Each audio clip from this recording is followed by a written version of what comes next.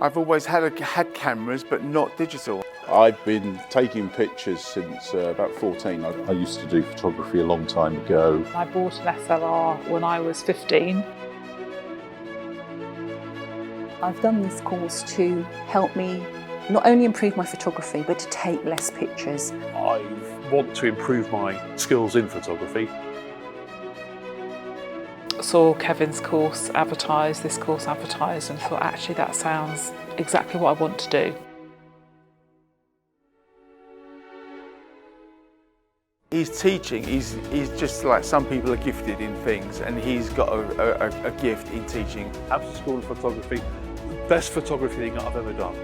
A mixture of people, mixture of knowledge, mixture of abilities, and Kevin seems to pull us all together in each class. It's really helped. Finding the course really interesting and challenging, which is good because it makes you work.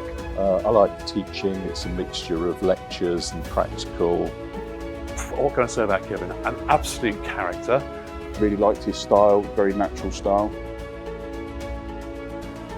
Thinking about joining the Masterclass programme, I would say do not hesitate, get your name in and join. If you're interested in photography, want to become a better photographer, or just love having pictures, taking pictures, just do it.